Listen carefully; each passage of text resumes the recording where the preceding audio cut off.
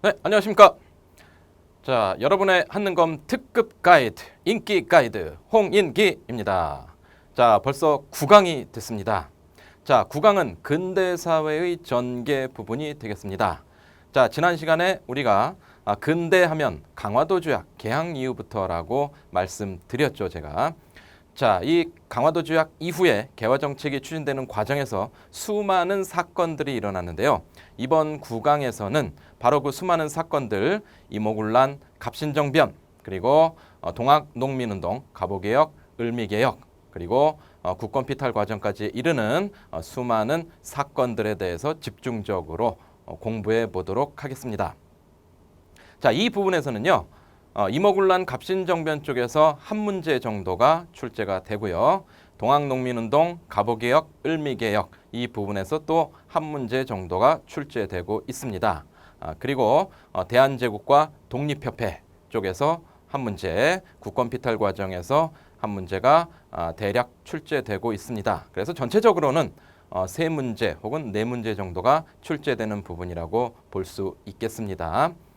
이 부분들은 제각각 나름대로의 비중을 가지고 자주 출제되는 부분들이기 때문에 여러분께서는 특정한 부분에 집중하기보다는 이 사건들이 일어나는 순서와 그 사건들의 대표적인 사건, 그리고 조약이 있다면 조약에 대한 내용까지, 개혁이 있다면 개혁에 대한 내용까지 모두 잘 순서대로 파악해 두시기 바랍니다. 자, 그러면 구체적으로 요약 정리된 내용을 통해서 검토하고 공부해 보도록 하겠습니다. 자, 이모군란이 제일 처음에 나왔죠. 자, 이모군란 1882년에 일어난 사건입니다. 이 이모군란은 보통 구식군인의 난이라고 불리죠. 자, 13개월치 1년 이상의 급료를 받지 못한 구식군인들이 폭동을 일으켜서 궁궐에 쳐들어가고 명성황후가 피신하는 사태까지 일어나게 됩니다. 자, 이 과정에서 여러분들이 꼭 알아둬야 될 것은 흥선대원군이 다시 일시적으로 집권했다는 사실이지요. 자, 그래서 과거의 3군부와 5군영을 부활시켰다라는 거. 이 이모군란의 전개 과정에서는 이 내용을 잘 알아두셔야 되겠습니다. 자, 그러나 이 흥선대원군은 집권 얼마 가지 못하고 청해 군대가 파견됨으로써 결국 끌려가고 만다. 자, 이모군란에서 중요한 것은 바로 결과 부분이 되겠습니다.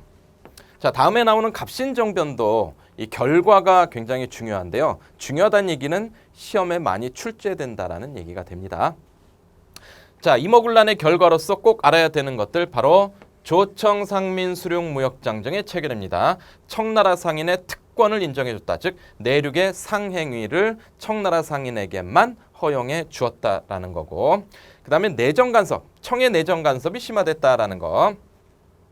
자, 군사 외교 분야에서 중국인과 그리고 독일인 위안스카이와 멜렌도르프를 고문으로 파견해서 마젠창까지 고문으로 파견해서 우리의 내정을 간섭했다라는 거 꼭 알아두시기 바랍니다. 그리고 마지막으로 제물포 조약.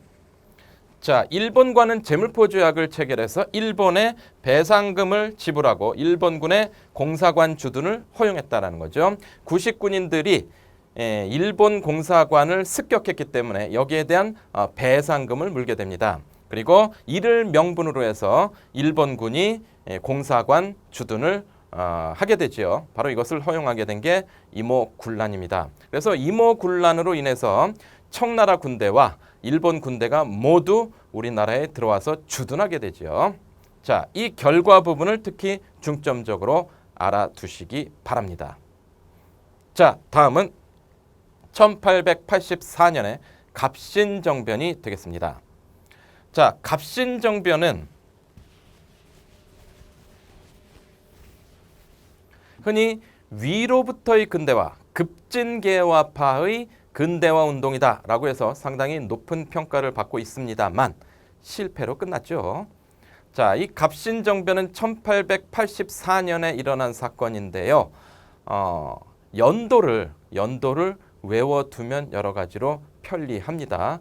옵션입니다. 꼭 외울 필요는 없겠지만 그래도 연도를 외워두면 공부하는데 하나의 기준점이 될 수 있기 때문에 그 전에 이모군란, 그 이후에 영국의 거문도 점령 사건, 한반도 중립화론 이런 것들의 분기점이 될 수 있기 때문에 여러분들이 연도를 같이 외워두면 더 좋습니다. 자, 갑신정변에 대해서도 대개 배경이나 전개 결과가 나와 있지만 사실 가장 중요한 것은 역시 결과가 되겠습니다. 그러나 배경이나 전개 과정에서도 선택지로 정답으로 가끔씩 나오기 때문에 전체적인 전개 과정을 좀 알아둘 필요는 있습니다.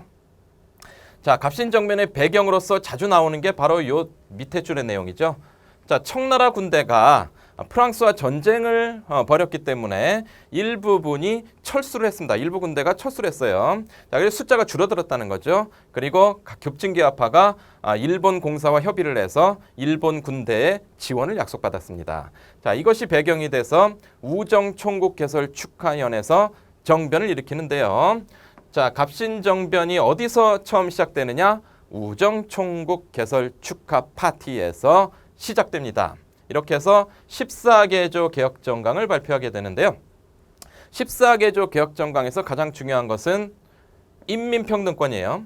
자, 우리나라 역사에서 평등을 가장 먼저 주장한 사건, 바로 갑신정변이 되겠습니다. 그래서 중요합니다.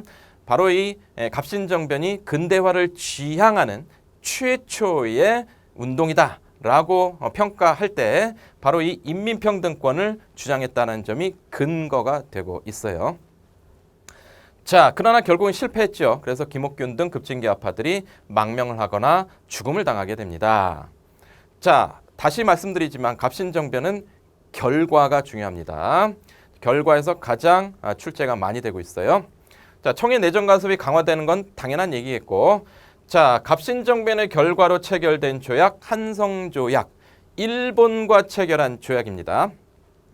그 다음에 또 중요한 것 텐진조약입니다. 텐진조약. 청나라와 일본 간에 체결된 조약인데요.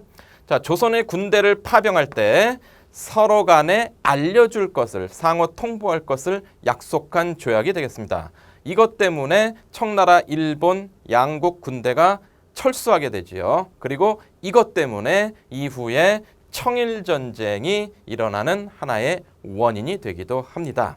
그래서 텐진조약도 갑신정변의 결과로서 반드시 알아두셔야 되겠습니다. 자, 그리고 갑신정변과 관련해서 이후에 갑신정변이 일어난 이후 1년 뒤에 또 하나의 사건이 터지는데요. 갑신정변 이후에 일어난 사건이다라고 해서 같이 연계해서 알아두시는 게 좋겠습니다. 바로 영국의 거문도 점령 사건이죠.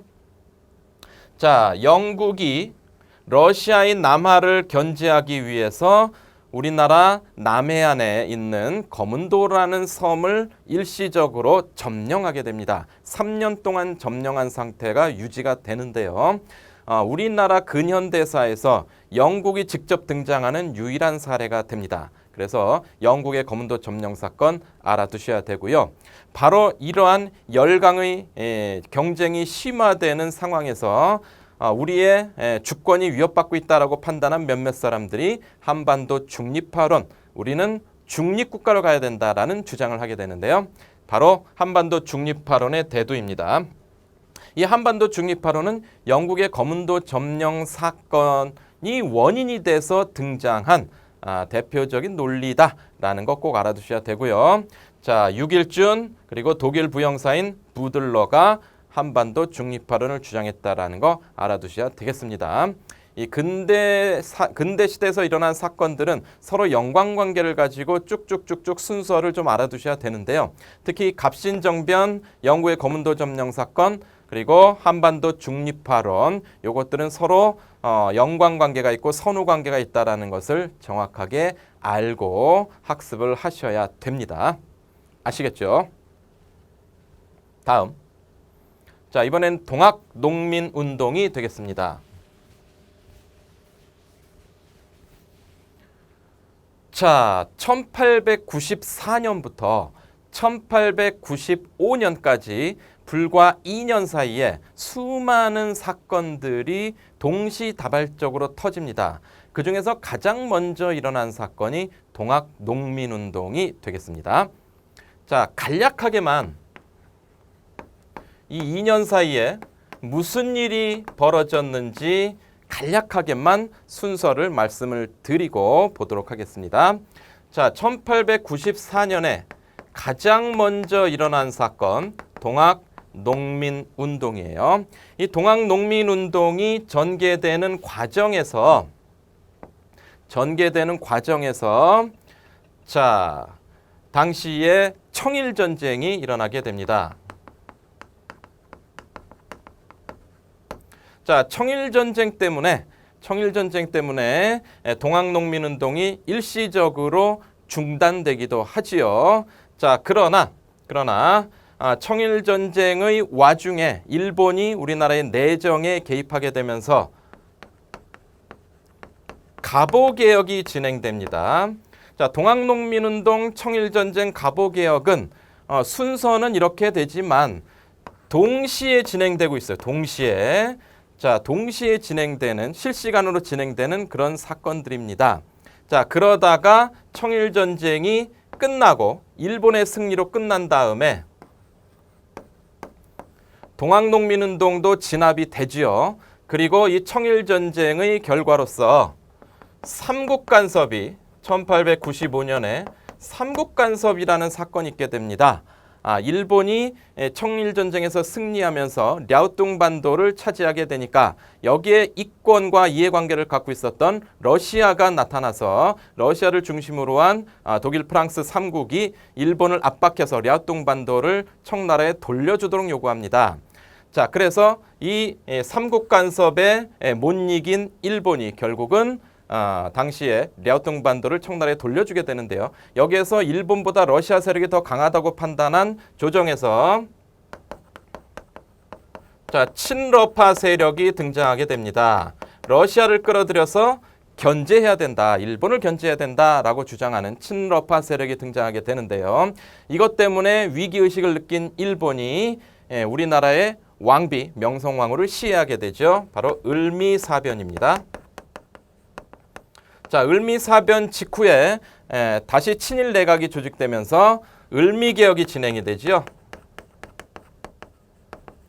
자, 그리고 을미개혁에서 특히 단발령에 반발한 양반 유생들을 중심으로 또 을미의병이 일어납니다. 자, 이 사건들이 순서는 이렇게 되지만 거의 동시다발적이라고 할 정도로 굉장히 복잡하게 진행이 됩니다. 자, 그래서 1894년에서 1895년 사이에 일어나는 이 사건들은 서로 연관관계를 맺으면서 계속적으로 진행이 되는데요. 이러한 그 순서와 연관관계를 여러분들이 기본적으로 파악을 하면서 각 사건들에 대해서 보는 게 훨씬 더 이해가 될 겁니다. 잘 되실 거예요. 자, 그래서 먼저 1894년에서 95년 2년 동안의 여러 사건들을 일어난 순서에 따라서 정리를 해드렸습니다. 자, 그중에서 이제 가장 먼저 일어난 사건 바로 동학농민운동이 되겠습니다. 자, 동학농민운동은 일단 순서를 잘 알아두셔야 되고 그 다음에 그 과정에서 있었던 전투 그리고 사건, 등장한 인물 이런 것들을 여러분들이 촘촘하게 알아두셔야 됩니다. 자, 먼저 동학농민운동은 고부농민봉기에서 시작하는데요. 이 고부농민봉기는 별다른 계획이 없이 당시에 고부군수 조병갑의 횡포에 반발한 농민들이 고부 관아에 쳐들어간 사건입니다. 자, 그런데 이 고부농민봉기가 제대로 처리가 되지 않고 또 농민들에게 일방적으로 책임을 지우면서 가혹하게 처벌하는 바람에 본격적으로 동학농민운동이 일어나게 되죠. 그렇게 해서 일어난 사건이 바로 1차 봉기입니다. 자, 1차 봉기에서 여러분들이 꼭 알아두셔야 될 점은 바로 전투. 1차 봉기 이후에 정부군과 벌인 전투가 어떤 것들이 있었느냐. 먼저 황토현 전투 그리고 황룡천 전투가 있는데요. 황토현 전투와 황룡천 전투에서 정부군을 상대로 승리를 거두고 그리고 전주성을 쳐들어가서 전주성을 점령하게 됩니다. 요거 알아두시고 그 다음에 정부와 전주 화약, 전주 화친 조약을 체결하게 된다라는 거. 여기까지가 1차 봉기가 되겠습니다. 자, 황토현 전투, 황룡촌 전투, 전주 화약 알아두시기 바랍니다. 자, 그 다음에 집강 소식으로 넘어가는데요.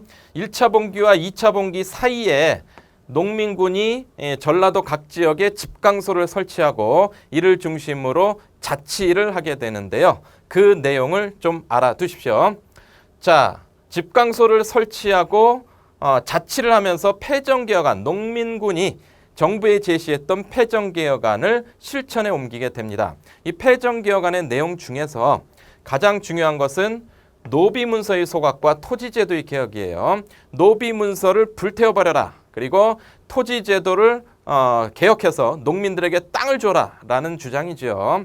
그래서 근대화를 지향했던 이 패정개혁안 때문에 동학농민운동도 근대화 운동이라고 부릅니다. 자, 집강소 시기를 거쳐서 2차 봉기가 일어나게 되는데요. 자, 이 2차 봉기는 바로 일본군의 경복궁 점령과 청일전쟁이 일어남으로써 일본군을 몰아내자라는 차원에서 반외세라는 차원에서 일어난 봉기가 되겠습니다. 1차 봉기는 반봉건적 성격의 봉기라면 2차 봉기는 반외세를 지향한 봉기라고 알아두셔야 되겠습니다. 자, 그런데 결국은 2차 봉기에서 공주 우금치 전투에서 일본군을 상대로 싸우다가 무참하게 패배하고 말지요. 그래서 동학농민운동은 결국 실패로 끝나게 됩니다. 자, 그래서 2차 봉기에서 중요한 것은 바로 우금치 전투입니다. 이 전투 이름 꼭 알아두시기 바랍니다. 자, 그래서 결국 동학농민운동은 실패했지만 갑신정변이 위로부터의 근대화운동이라고 하면 동학농민운동은 아래로부터의 근대화운동이라는 점에서 상당히 높은 평가를 받고 있다라는 점 알아두시고 특히 동학농민운동은 순서와 전투 그리고 집강소 이러한 명칭들이 중요하다라는 거 꼭 알아두시기 바랍니다. 다음. 자, 갑오개혁과 을미개혁인데요. 좀 전에 말씀을 드렸지만 동학농민운동이 제일 먼저 일어난 사건이지만 자, 갑오개혁 같은 경우는 동학농민운동 중간에 시작돼서 동학농민운동이 끝난 뒤에도 진행이 되고 동시다발적으로 진행이 되는 겁니다. 그리고 여러 사건을 겪고 난 뒤에 1895년에 가서 을미개혁이 진행이 되는데요. 좀 전에 말씀드렸기 때문에 여기서는 개혁에 대한 내용만 집중적으로 말씀을 드리겠습니다. 자, 갑오개혁 이전에 먼저 교정청식이라는 게 있었어요. 정부가 자주적 개혁을 진행하기 위해서 교정청을 설치했는데 결국 일본이 개입하면서 그다지 성공하지 못하고 끝나게 됩니다. 여러분들은 대개 1차 갑오개혁과 2차 갑오개혁의 개혁의 내용이 어떤 것들이 있느냐라는 것을 구별해서 알아두셔야 되겠습니다. 1차 갑오개혁에서는요. 군국기무처를 중심으로 개혁이 이루어졌다라는 걸 일단 알아두시고 그 다음에 중요한 것은 조세를 돈으로 내겠다. 조세 급납제. 그리고 신분제를 폐지했다라는 것. 신분제. 1차 갑오개혁에서 제일 중요한 것은 바로 신분제 폐지입니다.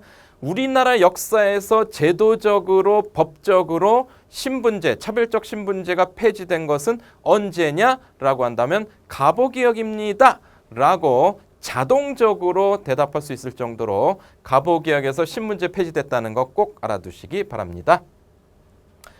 자, 그 다음에 재정의 일원화 정도도 알아두셔야 되겠고요. 자, 그 다음에 2차 갑오개혁으로 넘어가서 2차 갑오개혁은 일본의 개입이 좀 더 강화된 개혁입니다. 그래서 일본의 내정 간섭이 강화돼서 개혁에 좀 일본의 어떤 의도가 많이 반영이 됐다라는 건데요. 우리는 2차 갑오개혁의 구체적인 개혁 내용 중에서 중요한 게 뭔지를 알아두면 되겠습니다. 자, 고종이 홍범 14조를 발표했다라는 거, 죄송합니다. 발표했다라는 거. 자, 그 다음에 교육입국조서를 반포했다라는 거. 자, 그 다음에 꼭 알아두셔야 되는 게 재판소가 설치됨으로써 사법부의 독립이 이루어졌다라는 거 알아두셔야 되겠습니다. 자, 요 정도 알아두시면 되겠고요. 자, 그 다음에 1895년에 을미개혁의 내용으로 넘어가겠습니다. 자, 일본이 명성황후를 시해한 을미사변 이후에 친일 내각이 조직되면서 을미개혁이 이루어지는데요. 자, 이 을미개혁의 내용 중에서 제일 중요한 것은 역시 단발령이죠. 단발령. 머리 깎아라. 단발령입니다.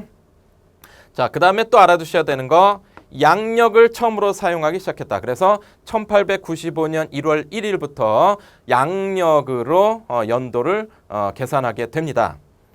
자, 그 다음에 종두법 요것도 알아두시고요.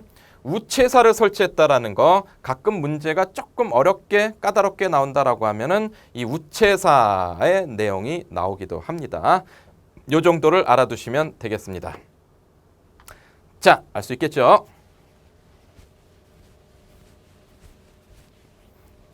자, 이번에는 독립협회입니다. 1896년부터 1898년까지 약 3년 동안 존속했던 시민단체라고 할 수 있는데요. 이 독립협회도 상당히 중요한 의미가 있습니다. 여러분들이 잘 아는 독립신문, 독립문이 바로 이 독립협회 관련이 있지요.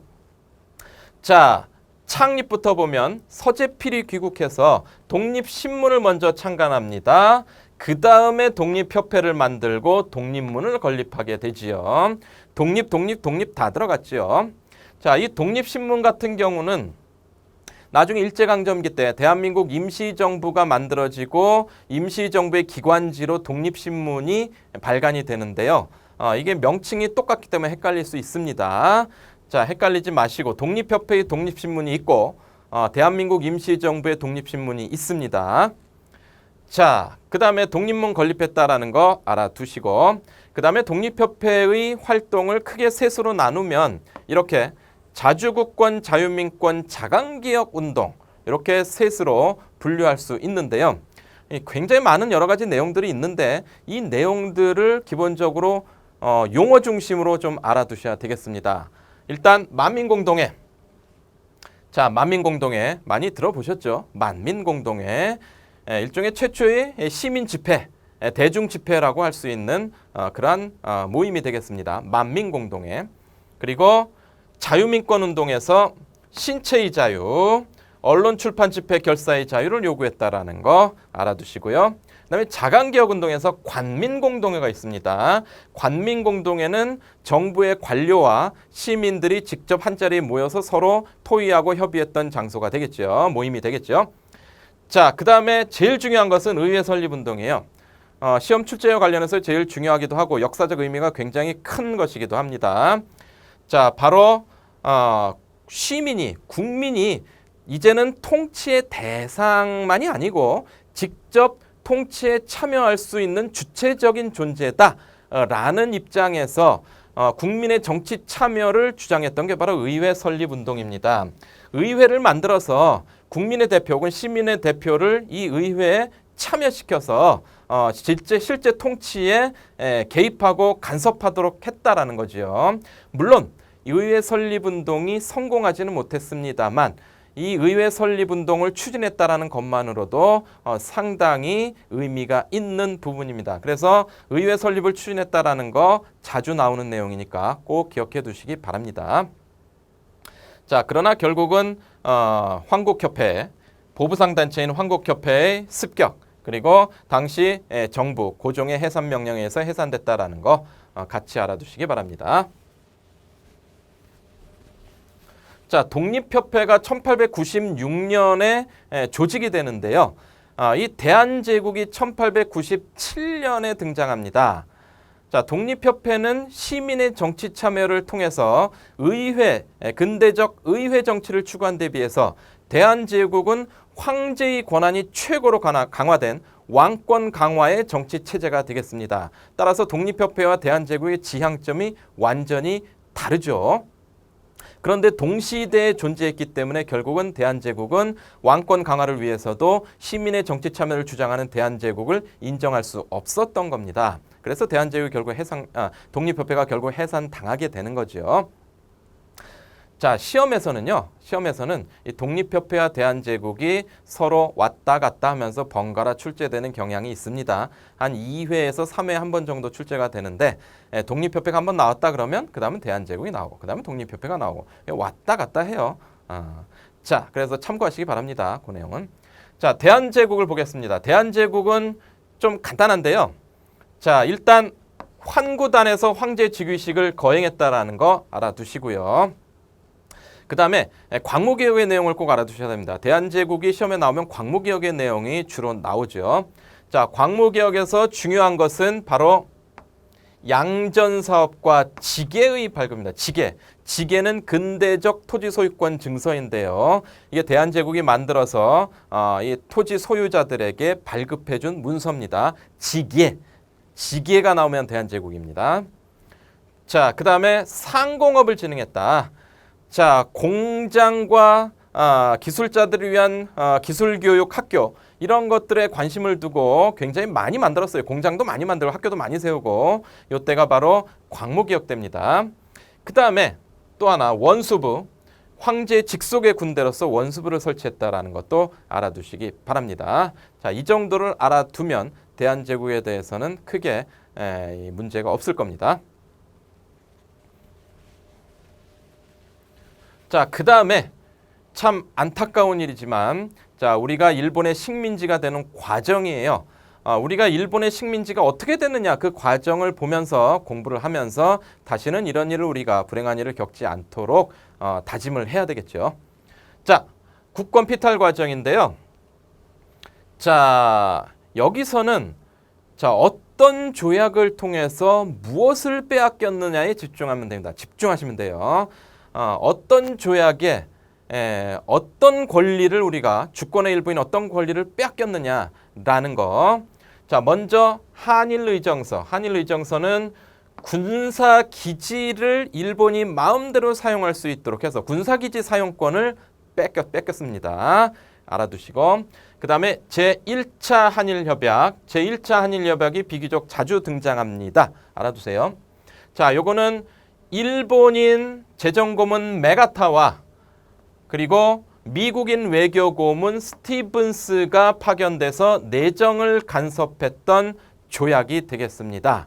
그래서 이 고문정치라고 부르는데요. 이 제1차 한일협약 알아두시기 바랍니다. 그 다음에 중요한 것은 사실 가장 중요하다고 할 수 있는데 을사늑약입니다.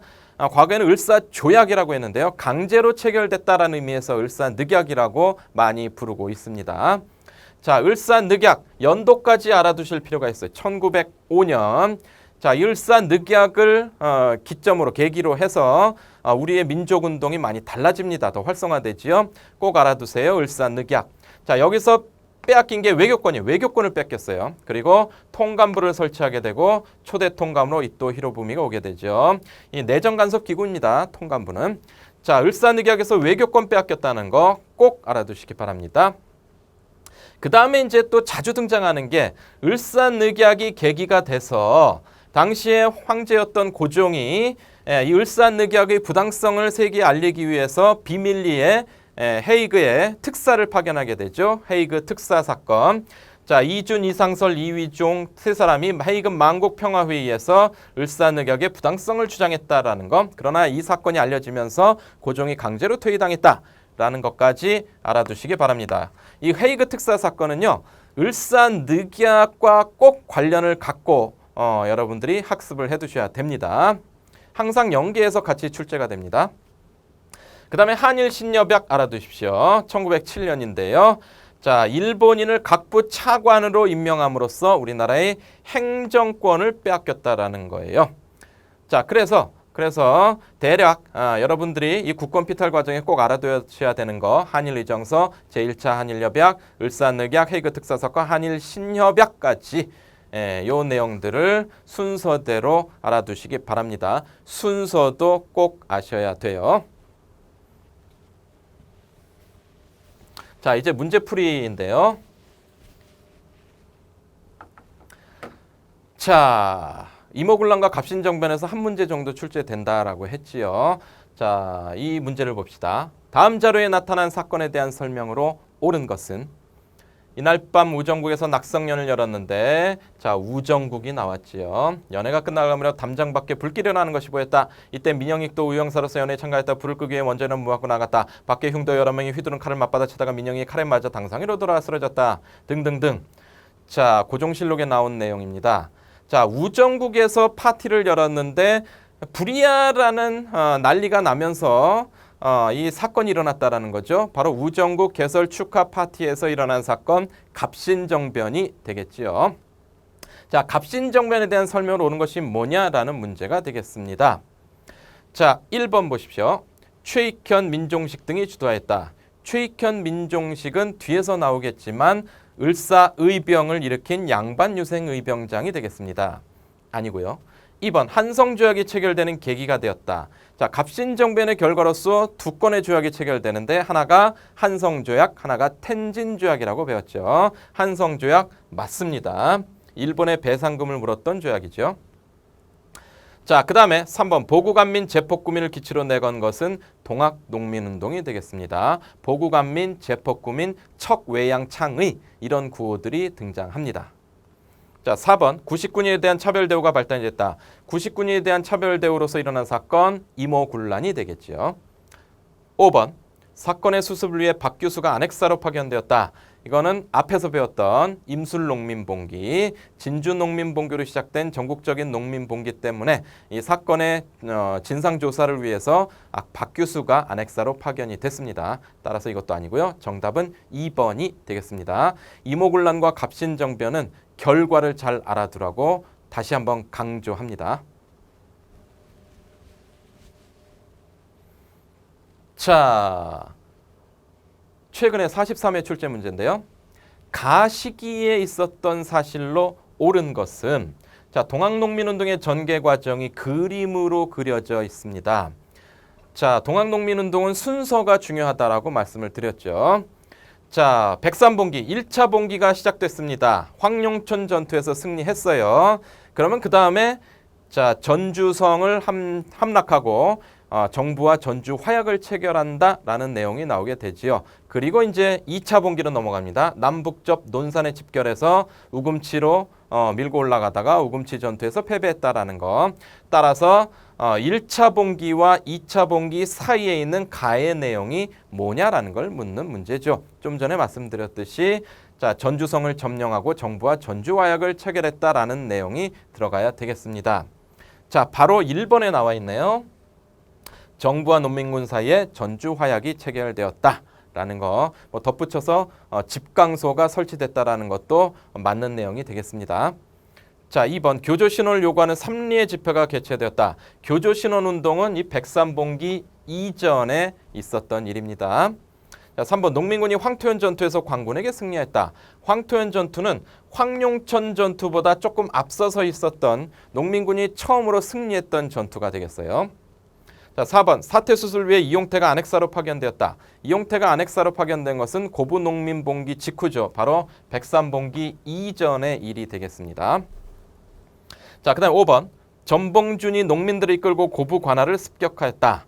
자, 고부농민봉기인데요. 역시 이전에 있었던 사건이 되겠습니다. 따라서 자, 정답은 1번 동학농민운동은 자, 농민운동이 전개된 순서 그리고 주요 전투를 꼭 알아두셔야 되겠습니다.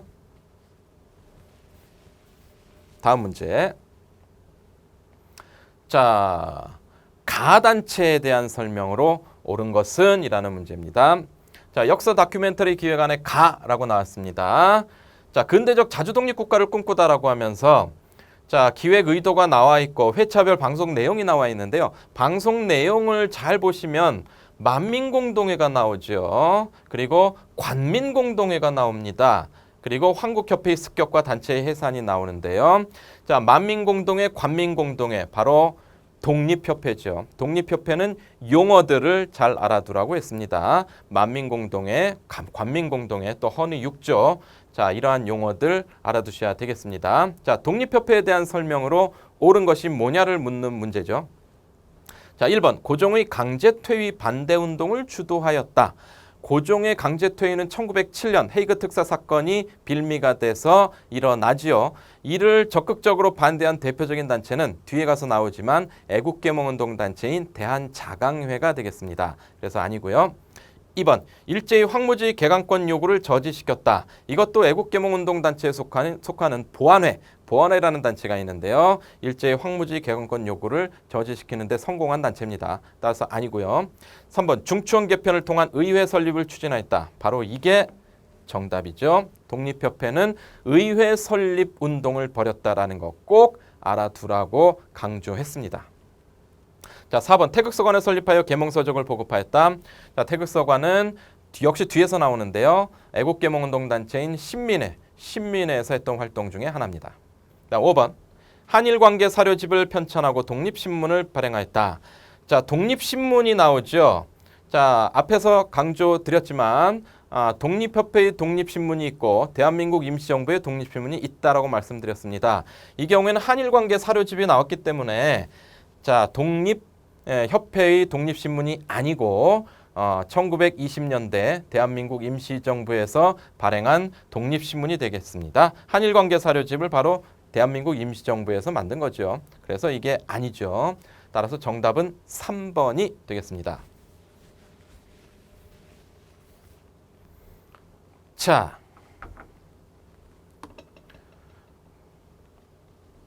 자, 9강까지 우리가 배웠습니다. 근대사회 전개 과정에서 있었던 수많은 사건들을 중심으로 각각의 사건과 개혁안들, 그 순서들 꼭 알아두시기 바랍니다. 자, 이것으로 9강을 모두 마치고 다음 10강에서 다시 뵙도록 하겠습니다. 10강에서 봐요.